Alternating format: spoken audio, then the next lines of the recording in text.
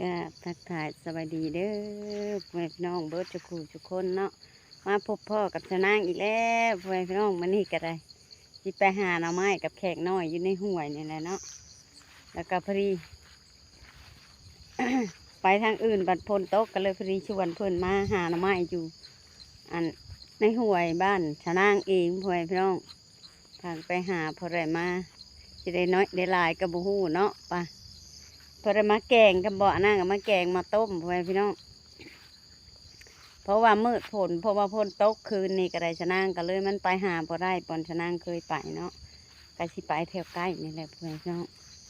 ว่าฝนที่หำหัวอยู่ดอกมันนี่บริถือหมวกกระขาดแล้วปะแข่งก็ได้เบิ่งไปชมน้ำกันก็น้อยกับ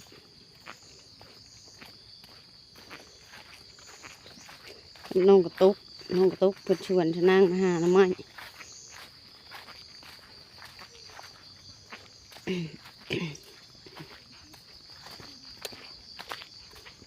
อ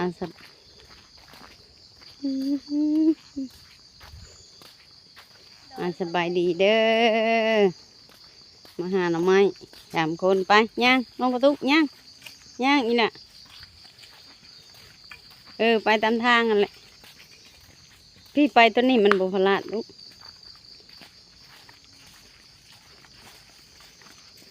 น้องกระตุกมาสู่ไปหาหน่อไม้วะติอยากแกงหน่อไม้วะ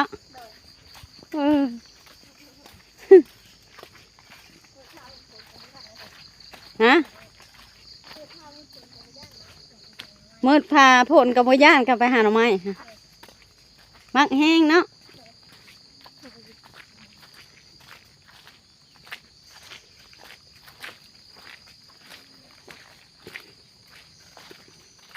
เอาไปขายที่ถังเท่าไหร่แพงนะเนาะไพ่เคยเอาไปขายอยู่ป้าเขาเออเนาะมีแต่ผัวไปหาโตบ่ได้ไปหาโอ้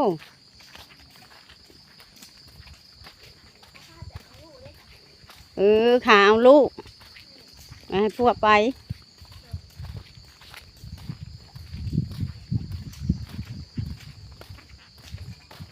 น้องกระแตไว้สิไปเป็นวันบ่ไปใช่ไหมเป็นได้จะมาไปคาเวีย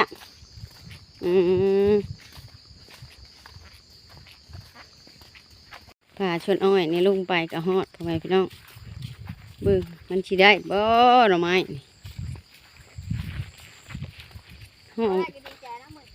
ห้องอันนี้บ่ได้ก็ดีใจให้ได้ดีใจยังเดี๋ยวนี้บ่ได้ก็บ่ดีใจมันมัดอีก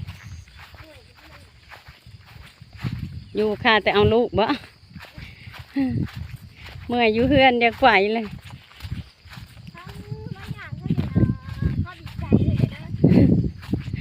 โยมจะมีลูกก็ต้องอยู่เอาลูกเลยเฮ้ย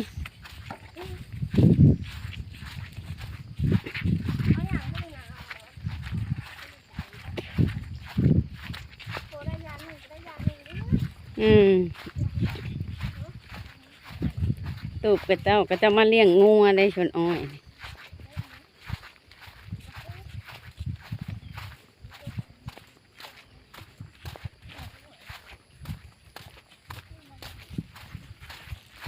ทุนหวยบนมุดมืดนะเพื่อนแขกน้อยเฮ็ดหยังนะ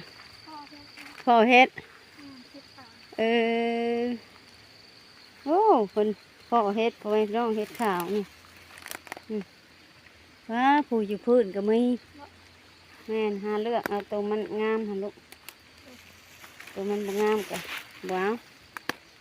ตัวมันสีขาวถ่ายดีๆเด้อตากล้องเด้อตัวนั้นน่ะบ่เป็นตาแล้วเนี่ยนี่มันตัวขาวผลกระโตกแต่นี่เอาได้อยู่โอ้เป็นอย่างมาเพิ่นเห็นเฮ็ดตัวไหนเนาะแขกน้อยเห็นเฮ็ด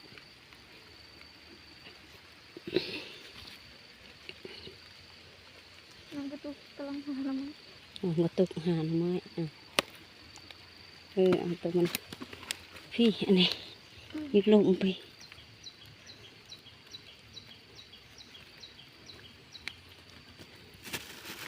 เอาล่ะหลายๆเติบฝนก็ตกตอนนี้จะได้เข้าไปหาหน่อไม้ก่อนหลายๆเติบใส่หั่นใส่ทุกอย่างแล้วก็มัดไว้ที่เมื่อแล้วไปจะถือเฉียนหน่อไม้ชะนางก็หลายๆเติบทุกอย่างอันนี้แหละใส่เฮ็ดหลายๆเติบแล้วก็เลยนอกมันมีแต่น้อยมันมีน้อยใหญ่พอกันเลาะมาไกลเติบเพิ่งยังทานน้องกระตุก น้องกระตุกยังหาหน่อไม้นะน้ำกับบัวลายไปหักชะนางบริขวมไปพังพวกหาหน่อไม้พักเดียวไปเนี่ยบัวลายกะเพียงแอวและบนเลิกแท้ๆกับเพียงเอิกกับโบมีบนคอยขวมบนจังสีน้ำมันจีบเลิกในฝนตกฝนมือบดคืนตุกเอ้ยทาน้องกระตุก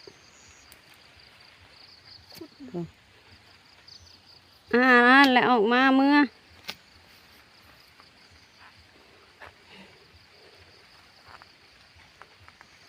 ลูกเช้าลามาหาหน่อไม้งัวกระผูกไว้แน่นั่นพอประมาหาเค็มหวยในกระเมื่อแต่เช้าส่วนก็จะปลูกมันถ้าเบิ่งหน่อไม้น้องกระตุก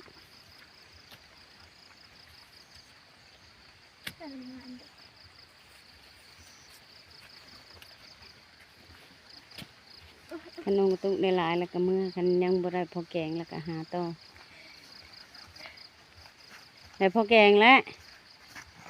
อึดเด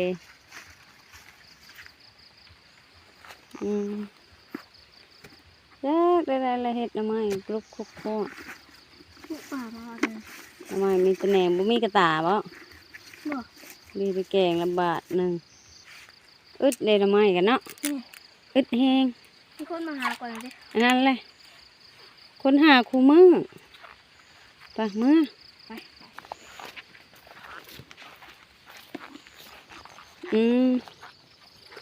เสียงชุนอย่างใช่เพื่อนทุบมืออะไรบริโนอนนานเลยเนาะบริโนอนชุนอย่างเขาไอ้แดงกินจัก แดง เสียงเขาแหละนี่ปลูกอย่างในบางอย่างในมันหกมันเหือนปลูกอย่างปลูกมันใช่แล้วก็เอาทางอยู่มันหักนี่ไปเลาะเบิ้งในนี่อีกก่อนเลาะบาทหนึ่งเลาะนี่แล้วก็มึงละเลย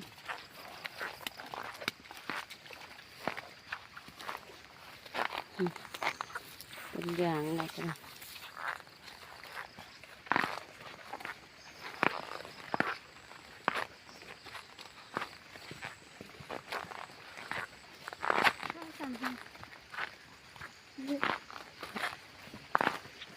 เขาตักน้ำเลยนี่เป็นไม้ใช้โอ่งไว้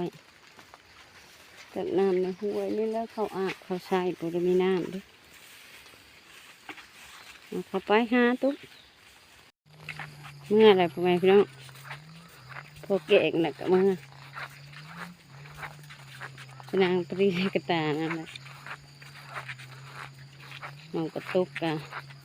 ไปพวกแกงบ้านเนื่องไปบวีกตาทุกมันรถหิวเอาไม่ก็อึดเบิ่งใช้ได้ทางนี่อันนี้ตะเกียนร้ายทำไมโดนนี่คนในเขาทางเลยได้เบิ่งดูก่อนนั่นกระตุก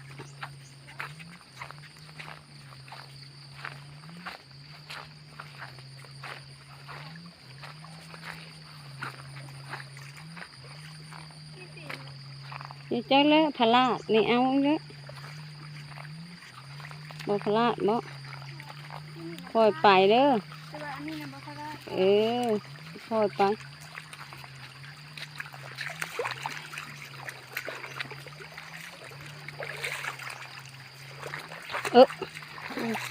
พลาดแล้วตัวนี้บ่ได้ล้างหน่อไม้เนาะ ล่างนี่หรือเปล่าเออ ไปมาล้างก่อนมันเปื้อนเนาะพละอีกเลย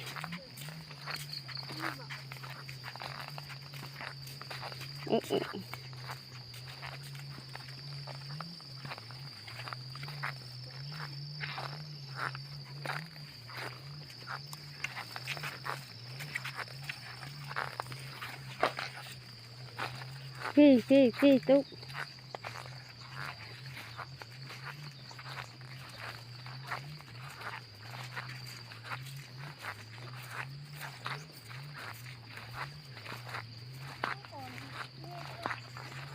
ขับไปเบิ่งดูตุ๊กปะตาชิมีแท้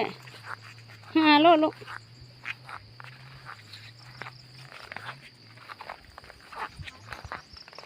กอใหญ่จังว่าชิมีทั้งหน้าเฮาเมื่อนี่ก็ยังมีผูกก่อนไม้กัน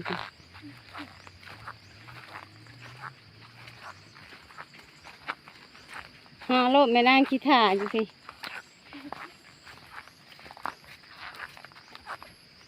คือว่ากอใหญ่คักอะไรใหญ่แต่กอก็มีได้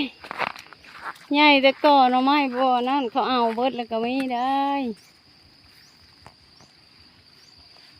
กอใหญ่แล้วว่าสิได้โลดกับไรคนหาคู่มือคอยช่องหาหอบเบิดนั่นแหละตัวเว้ย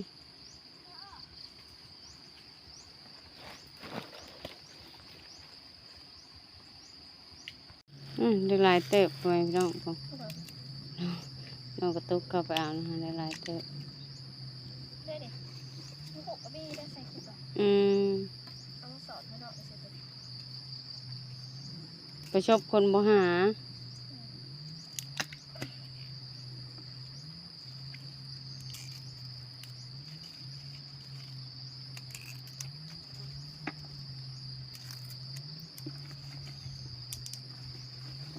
แกงกินบ่ตุก โดย คงอยากแกงได้เนาะ โดยแกงกินตอนเพลน เมื่อแล้วก็ปอกแกงกินแซ่บๆตอนเพลนแกงแซ่บๆเด้อ โดย ไม่นางว่าสิบ่แกงได้เพราะว่าแกงมื้อชื่นหั่นโลมื้อนี้สิบ่แกงไม่นางสิ ชื่อเมื่อวานนี่ หวานนี่เนาะแม่นเลยหวานนี่แกงกินแกงหน่อไม้กับน้องกระแตกินกลางคืนกินน้ำแกงตะแลงมื้อนี้สิต้มเอามื้อนี้ไปไว้พี่น้องสนางกันเนาะสำหรับคลิปนี้เด้